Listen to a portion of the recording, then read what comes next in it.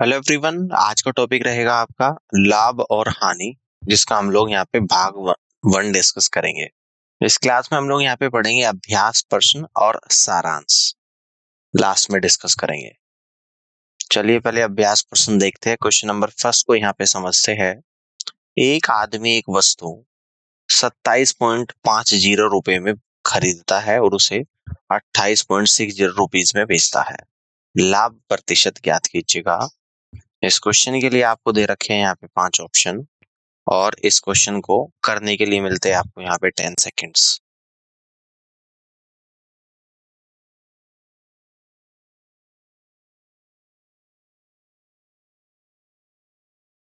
चलिए सॉल्यूशन को समझते हैं। देखिए क्रय मूल्य दे रखा आप लोगों को यहाँ पे 27 रुपये 50 पैसे। विक्रय मूल्य है आप लोगों का 28 रुपये 60 पैसे। तो यानी कि लाभ हो रहा है, क्योंकि विक्रय मूल्य ज्यादा है तो लाभ कितने का हो रहा है? लाभ होता है विक्रय मूल्य माइनस क्रय मूल्य, यानी कि 28 रुपये 60 पैसे में से 27 रुपये 50 पैसे माइनस करूंगा, 1 रुपया 10 पैसे निकल कर आएगा लाभ। तो लाभ प्रतिशत आएगा लाभ गुणा 100 क्रय मूल्य इंटू परसेंट। तो लाभ परसेंट आएगा 1.10 इंटू 100 डिवाइड बाई 27 रुपये 50 पैसे। तो डेसिमल से डेसिमल आप लोगों का यहाँ पे रिमूव हो जाएगा, 0 से 0। 11 दूनी 22, 11 बजे 55, 25 से सो जाएगा 4 बार, यानी कि 4% का आपका यहाँ पे लाभ निकल कर आएगा। और आप यहाँ से कह दोगे कि फर्स्ट ऑप्शन सवाल का करेक्ट आंसर यहाँ पर बनेगा। ठीक है, अब आगे बढ़ते हैं, अगले क्वेश्चन को समझते हैं। क्वेश्चन नंबर सेकंड है, यदि एक रेडियो 490 रुपए में खरीदा जाता है और 465.50 रुपए में बेचा जाता है, तो हानि प्रतिशत ज्ञात कीजिए। इस क्वेश्चन के भी 5 ऑप्शन आप लोगों के सामने हैं और इस क्वेश्चन को करने के लिए मिलते हैं आपको 10 सेकेंड्स।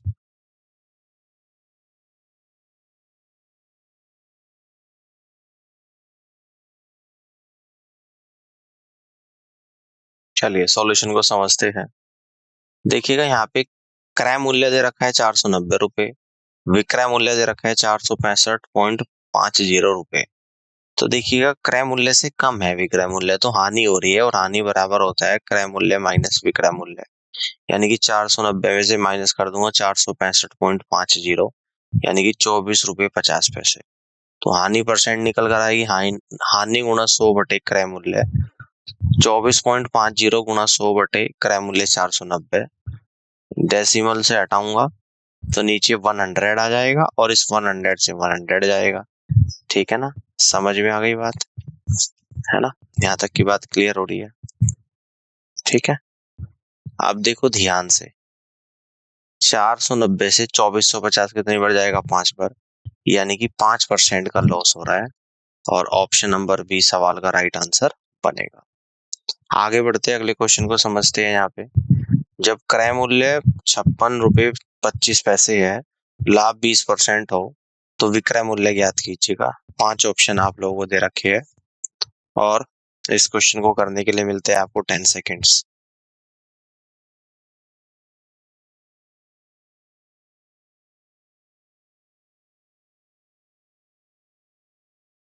विक्रय मूल्य बराबर 100 प्लस लाभ परसेंट डिवाइड बाई 100 इंटू क्रय मूल्य। विक्रय मूल्य इक्वल टू 100 प्लस लाभ कितना है? 20%, 100 प्लस 20 डिवाइड बाई 100 और क्रय मूल्य कितना है? इंटू 56.25।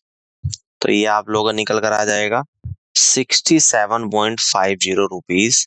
तो यानी यहाँ से आप लोग कह दोगे कि बी ऑप्शन सवाल का करेक्ट आंसर बनेगा।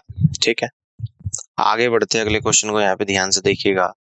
विक्रय मूल्य ज्ञात कीजिए जब क्रय मूल्य 80.40 रुपीज है और हानि 5% है। तो यहाँ पे 5 विकल्प आपको दे रखे और इस क्वेश्चन को करने के लिए मिलते हैं आपको 10 सेकेंड्स।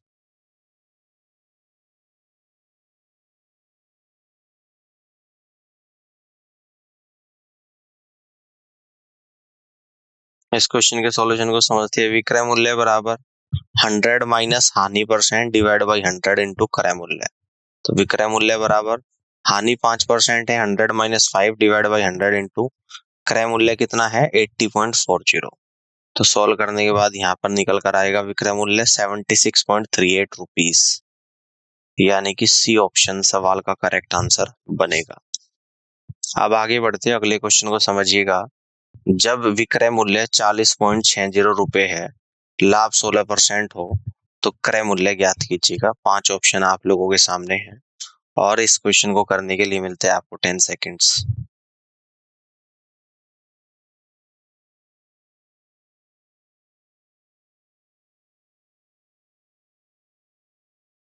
क्रय मूल्य बराबर 100 इंटू विक्रय मूल्य डिवाइड बाई 100 प्लस लाभ परसेंट। क्रय मूल्य बराबर 100 इंटू विक्रय मूल्य कितना है 40.60 डिवाइड बाई 100 प्लस लाभ कितना है 16। सोल्व करने के बाद आया क्रय मूल्य 35 रुपए। तो इस तरीके से 35 रुपए ए ऑप्शन सवाल का राइट आंसर यहाँ पर बनेगा। आगे बढ़ते हैं, अगले क्वेश्चन को यहाँ पे समझते हैं। जब विक्रय मूल्य 51.70 रुपीज है, हानि 12% हो, तो क्रय मूल्य ज्ञात कीजिएगा। 5 ऑप्शन आप लोगों के सामने हैं और इस क्वेश्चन को करने के लिए मिलते हैं आपको 10 सेकेंड्स।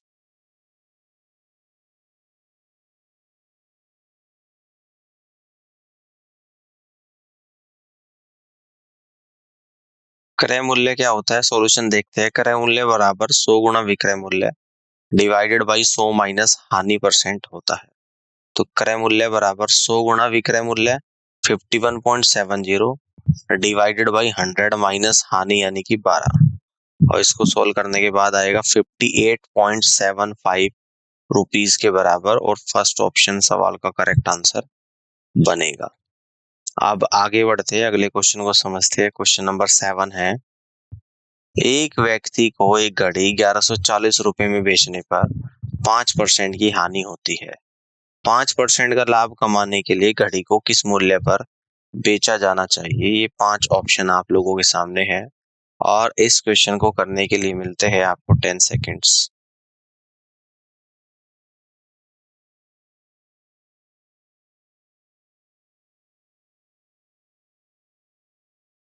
चलिए इस क्वेश्चन के आंसर को समझते हैं।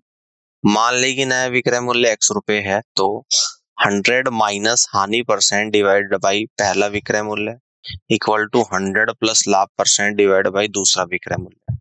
दोनों मामलों में क्रय मूल्य समान है, तो हानि कितनी है यहाँ पे 5% की, और लाभ कितना है 5% का। तो 100 माइनस 5 डिवाइड बाई पहला विक्रय मूल्य कितना है 1140 इक्वल टू 100 प्लस 5 दूसरा विक्रय मूल्य कितना है x। तो यहाँ पे क्रॉस मल्टीप्लाई करेंगे, x की वैल्यू निकालेंगे, x इक्वल टू 105 गुना 1140 डिवाइड बाई 95 इक्वल टू, ये आप लोगों का निकल कर आएगा 1260 रुपए। तो यहाँ से आप लोग कह दोगे कि सी ऑप्शन सवाल का राइट आंसर बनेगा। अब आगे बढ़ते हैं, अगले क्वेश्चन को देखिएगा। यदि क्रय मूल्य विक्रय मूल्य का 96% है, तो लाभ प्रतिशत क्या है? 5 ऑप्शन आप लोगों के सामने है और इस क्वेश्चन को करने के लिए भी मिलते हैं आपको 10 सेकेंड्स।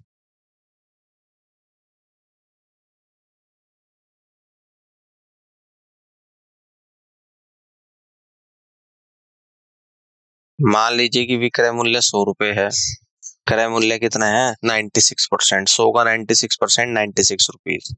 लाभ बराबर विक्रय मूल्य माइनस क्रय मूल्य, 100 माइनस 96 यानी कि 4 रुपीज। तो लाभ परसेंट बराबर लाभ अपॉन क्रय मूल्य गुणा 100, तो 4/96 गुणा 100 यानी कि 4.17%, जो कि किसी भी ऑप्शन में नहीं है। तो यहाँ पे ऑप्शन टिक करना पड़ेगा आपको ई, यानी कि इनमें से कोई नहीं। नेक्स्ट क्वेश्चन को समझते हैं। यहाँ पे एक छूट देने वाला डीलर अपने माल को लागत मूल्य पर बेचने का दावा करता है, लेकिन किलोग्राम वजन के बजाय 960 ग्राम वजन का उपयोग करता है। उसका लाभ परसेंट ज्ञात कीजिएगा। 5 ऑप्शन आप लोगों के सामने और इस क्वेश्चन को करने के लिए भी मिलते हैं आपको यहाँ पे 10 सेकेंड्स।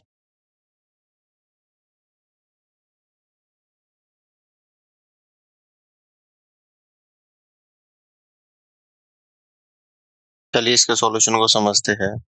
यहाँ जो वास्तविक भार है वो कितना दे रखा है 1 किलोग्राम यानी कि 1000 ग्राम, और अवास्तविक भार क्या है 960 ग्राम।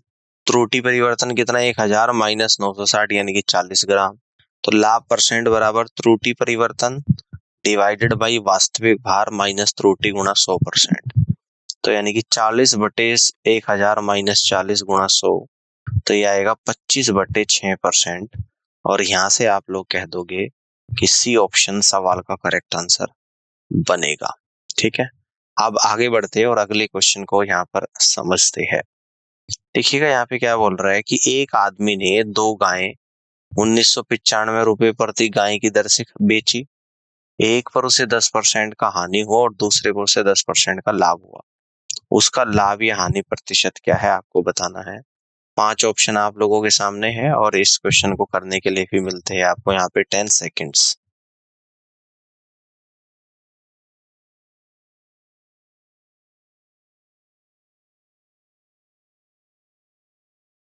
चलिए, यहाँ चूंकि लाभ और हानि प्रतिशत समान है, इसलिए परिणामी मान केवल हानि प्रतिशत ही होगा। तो यहाँ से हम लोग कहते हैं कि हानि परसेंट बराबर ए स्क्वायर अपॉन 100, जहां पर ए की वैल्यू 10% है जो क्वेश्चन में गिवन है। तो यानी कि 10 का स्क्वायर 100 अपॉन 100 दैट मीन्स 1%। तो आप कहेंगे कि 1% की हानि होगी, है ना, 1% क्या होगा, हानि होगी। क्लियर है, तो डी ऑप्शन सवाल का राइट आंसर होगा। अब आगे बढ़ते हैं, अगले क्वेश्चन को समझते हैं। यहाँ पे 40% और 20% की दो छूट एक छूट के बराबर है। इस क्वेश्चन के भी 5 ऑप्शन आप लोगों को यहाँ पे दे रखे हैं और इस क्वेश्चन को करने के लिए मिलते हैं आपको 10 सेकेंड्स।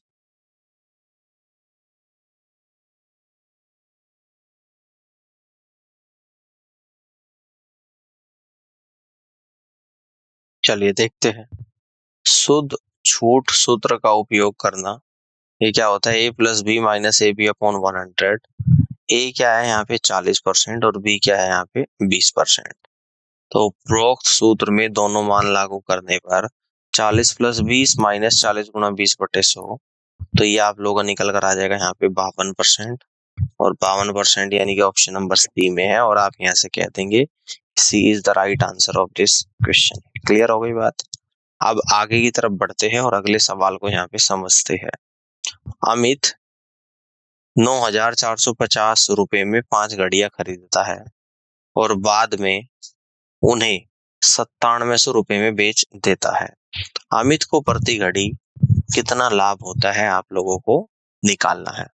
ये 5 ऑप्शन आप लोगों के सामने है और इस क्वेश्चन को करने के लिए भी मिलते हैं आपको यहाँ पे 10 सेकेंड्स।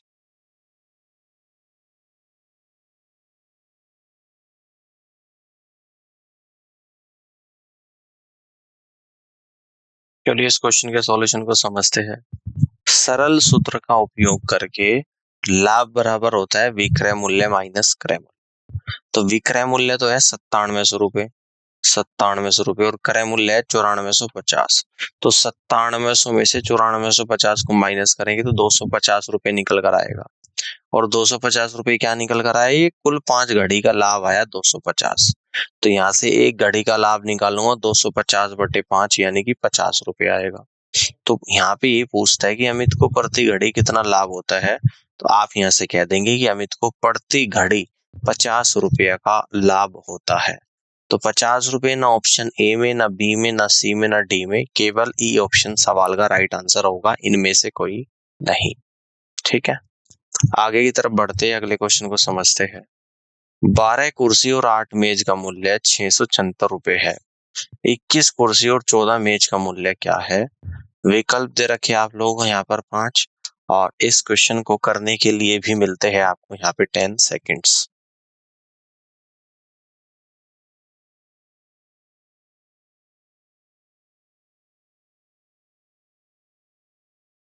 चलिए इस क्वेश्चन के सॉल्यूशन को समझते हैं। यहाँ 12 कुर्सी और 8 मेज की कीमत कितनी है, 676 रुपए। उपरोक्त समीकरण को 4 से भाग देने पर, ठीक है ना, तो देखिएगा 12 कुर्सी को 4 से भाग दूंगा 3 कुर्सी आएगा, 8 मेज को 4 से भाग दूंगा 2 मेज आएगा। तो 3 कुर्सी 2 मेज का मूल्य कितना आएगा, 676 को भी 4 से भाग दूंगा, 676 गुणा 1/4। ठीक है ना। अब हमें निकालना 21 कुर्सी और 14 मेज। अब इसमें मैं 7 से गुणा कर दूंगा, तो 3 में 7 से गुणा करूंगा 21 कुर्सी कुर्सी 2 में 7 से गुणा और 14 मेज की लागत आ जाएगी 676 गुणा 1/4 गुणा 7, है ना। तो ये आप लोगों का निकल कर कितना आ जाएगा, 4 से कट कर दूंगा, 4 एकम 4, ठीक है ना, 4×6 = 24 और 4×9 = 36, 169 इंटू 7। तो ये आप लोगों का 1183 रुपए निकल कर आ जाएगा। तो आप यहाँ से कह दोगे कि फर्स्ट ऑप्शन सवाल का करेक्ट आंसर यहाँ पर बनेगा। ठीक है, अब आगे बढ़ते हैं, अगले क्वेश्चन को समझते हैं। Question number 14। आदित्य ने संजय को टीवी क्रय मूल्य से 12% अधिक पर बेचा। यदि संजय ने उस टीवी के लिए 17,696 रुपए का भुगतान किया तो टीवी की मूल कीमत क्या थी, आपको बताना है। 5 विकल्प दे रखे इस क्वेश्चन के, और इस क्वेश्चन को करने के लिए मिलते हैं आपको यहाँ पे 10 सेकेंड्स।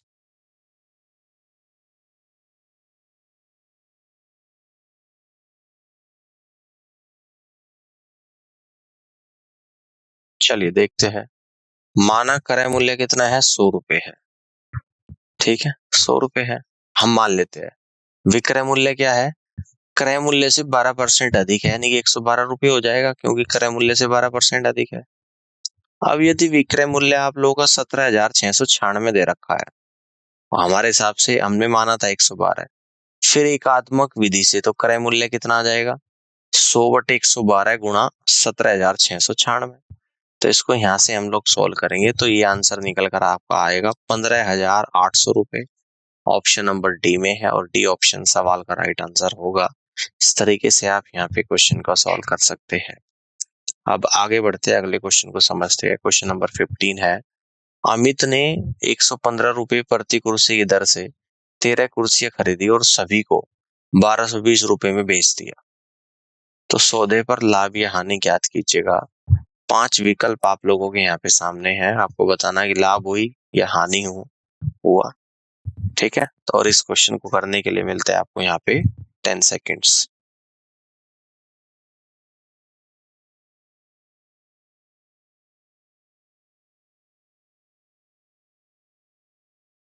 चलिए इस क्वेश्चन के सॉल्यूशन को समझते हैं।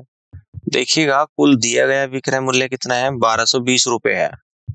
ठीक है, और 13 कुर्सियों का कुल क्रय मूल्य कितना है। तो देखिएगा, एक कुर्सी 115 की है और 13 कुर्सी है, तो 13 कुर्सी का कुल क्रय मूल्य 13 गुणा 115 यानी कि 1495 रुपए होगा। इसलिए यहाँ से हम लोग देख पा रहे हैं कि क्रय मूल्य विक्रय मूल्य से बड़ा है, क्रय मूल्य बड़ा है विक्रय मूल्य से। तो यहाँ पे हानि होगी, यानी कि हानि बराबर क्रय मूल्य माइनस विक्रय मूल्य। तो क्रय मूल्य 1495 माइनस विक्रय मूल्य 1220, तो यानी कि डिफरेंस निकल कर आया आप लोगों का 275 रुपए का।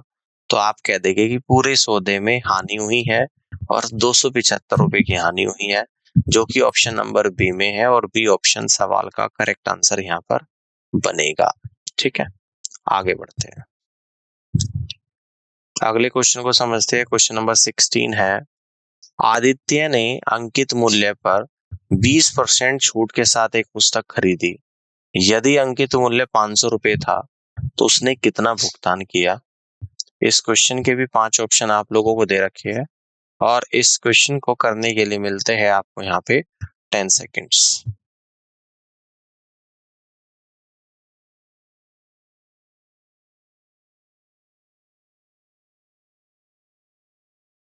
चलिए इसके सॉल्यूशन को समझते हैं।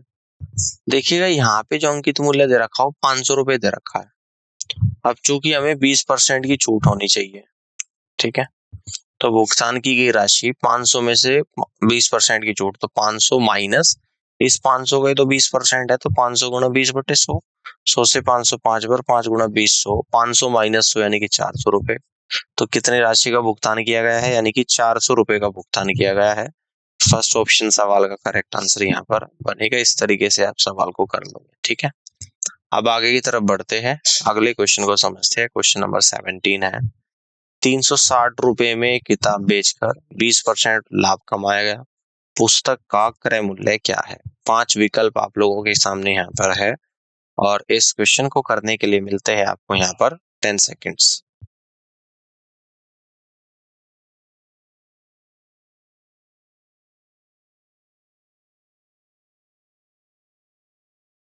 चलिए देखिएगा, लाभ पे लाभ क्या है, 20% है।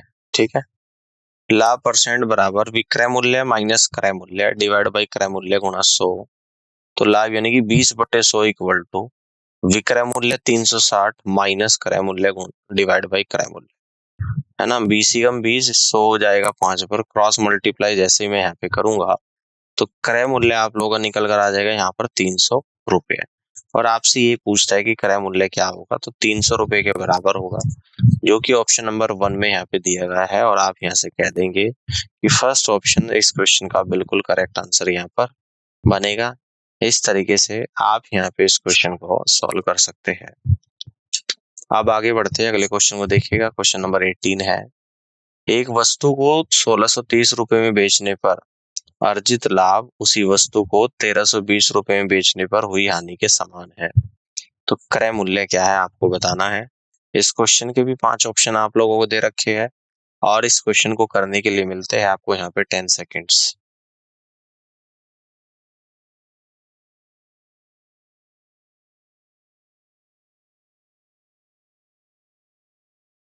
चलिए देखते हैं, देखिएगा यहाँ पे कह रहा है कि हानि के समान है, लाभ और हानि दोनों बराबर है।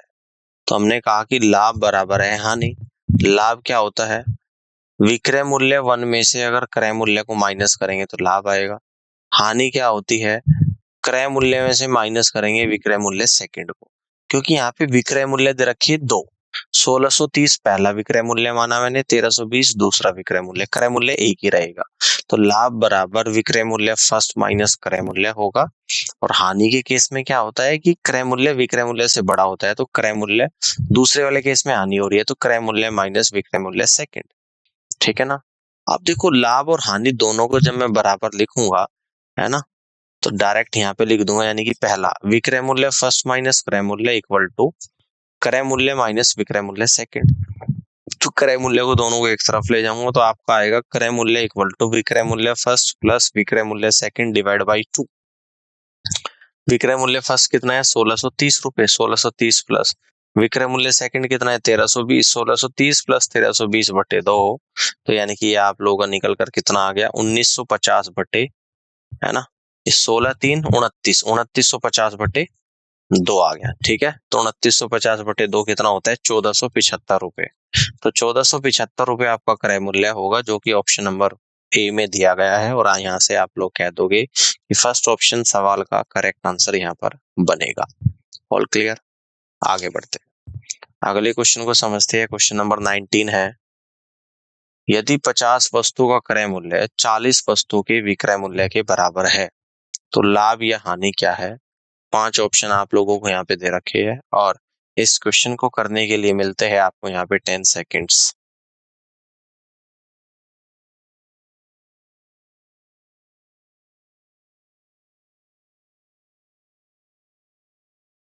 चलिए इस क्वेश्चन के सॉल्यूशन को समझते हैं। चूंकि सवाल में दे रखा कि 50 वस्तुओं का क्रय मूल्य बराबर है 40 वस्तुओं के विक्रय मूल्य के, तो हम लोग इस बात को ऐसे लिख देंगे 50 गुणा एक वस्तु का क्रय मूल्य इक्वल टू 40 गुणा एक वस्तु का विक्रय मूल्य। तो यहाँ से कहेंगे एक वस्तु का क्रय मूल्य डिवाइडेड बाई एक वस्तु का विक्रय मूल्य इक्वल टू 40 बटे 50, जिसको कह दूंगा मैं 4 बटे 5। अब लाभ परसेंट क्या हो जाएगा, तो लाभ परसेंट इक्वल टू, ध्यान से देखिएगा, लाभ परसेंट इक्वल टू, ध्यान से देखिएगा, यानी कि विक्रय मूल्य माइनस क्रय मूल्य और डिवाइडेड बाई क्रय मूल्य। ठीक है ना। तो विक्रय मूल्य 5 है, क्रय मूल्य 4 है और गुणा 100 भी आएगा। तो यानी कि 5 माइनस 4 डिवाइड बाई 4 गुणा 100। 4 से 100 25 बढ़ गया, 5 से में से 4 माइनस करा 1, 1 इंटू 25 यानी 25%। तो इस तरीके से आप लोगों का यहाँ पर जो लाभ निकल कर आएगा वो 25% आएगा, जो कि सी ऑप्शन में यहाँ पे दे रखा है। और आप यहाँ से कह देंगे कि सी ऑप्शन सवाल का करेक्ट आंसर यहाँ पर बनेगा। और इस तरीके से आप यहाँ पे इस क्वेश्चन को सॉल्व कर सकते हैं। ठीक है, क्लियर है। अब आगे की तरफ बढ़ते हैं और अगले सवाल को यहाँ पे समझते हैं। क्वेश्चन नंबर 20 है, यदि एक केले का मूल्य 1.25 रुपये तथा सेब का मूल्य 1.75 रुपये है तो 2 दर्जन केले और 3 दर्जन सेब का मूल्य क्या होगा। 5 ऑप्शन आप लोगों के सामने है और इस क्वेश्चन को करने के लिए मिलते हैं आपको यहाँ पे 10 सेकेंड्स।